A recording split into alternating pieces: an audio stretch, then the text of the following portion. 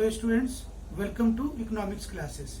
Dear students, we have finished unit 1 of the statistics for economics.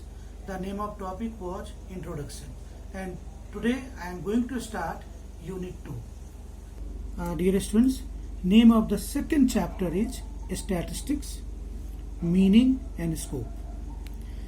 The systematic treatment of quantitative expression is known as statistics. तो बेटा आपको बात समझ आ गई होगी. Statistics is a game of number, that is a quantity. When information or observations are recorded in numbers or quantity, we say we have quantified information. For example, the number of students in a hostel, heights, income of individuals, price of wheat, etc.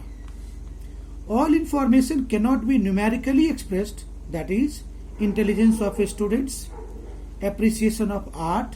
This information is called qualitative data. So, data are of two types, quantitative and qualitative. Now, how statistics can be defined? Beta, statistics can be defined in two senses. One is plural sense, other is singular sense. अब बेटा, how statistics can be defined in a singular sense, तो इसको याद करने के लिए मैंने एक मेथड बताया हुआ है कि in a singular sense statistics is a copy of data. COPAI. Singular sense बेटा, C stands for collection of data, O organization of data, P presentation of data, A analysis of data, I interpretation of results, जिसको हम लोग बोलते हैं interpretations. अब बेटा singular sense में क्या हो गया?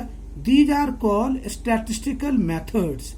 तो statistics in a singular sense refers to statistical methods. और स्टैटिस्टिकल मेथड क्या है? It is a science of copy, science of collecting, classifying and using data or statistical facts. तो बेटा सिंगुलर सेंस में we have statistical methods. On the other hand, in plural sense, it is use of data, or in plural sense statistics means use of data, numerical facts systematically collected. Data could be quantitative and qualitative. Data, it means collection of numerical facts, that is statistical data. तो बेटा plural sense और singular sense में दो बातें ध्यान रखनी है. In plural sense we deal with statistical data, and in case of singular sense we discuss with statistical method. Now I will give you the brief chart और brief definition of singular sense and plural sense. तो बेटा हम सबसे पहले आपको plural sense का definition बता रहा हूं. In plural sense collection of statistical data. Meaning क्या है? तो बेटा main points of plural sense, statistics are aggregate of facts.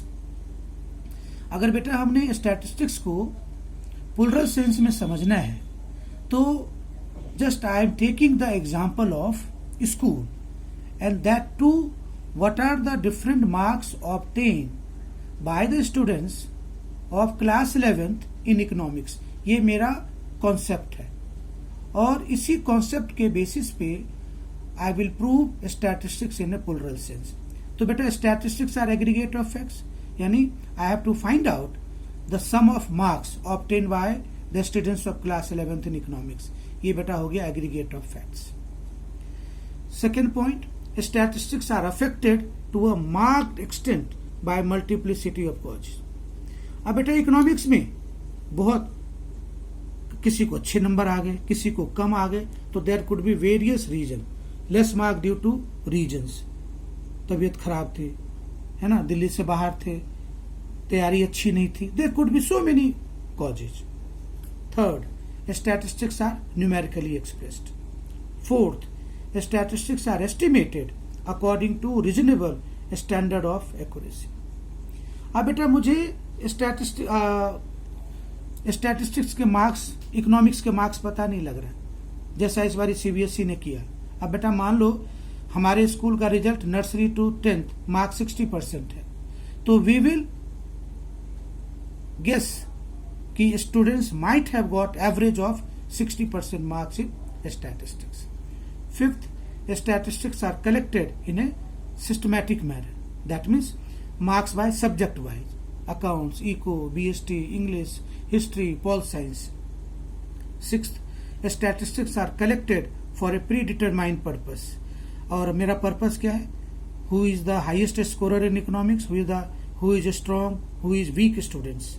And last beta seventh, statistics are placed in relation to each other. And beta statistics helps in making comparison of the students marks of students economics with the previous year and this year. So this was all related with the statistics in a plural sense.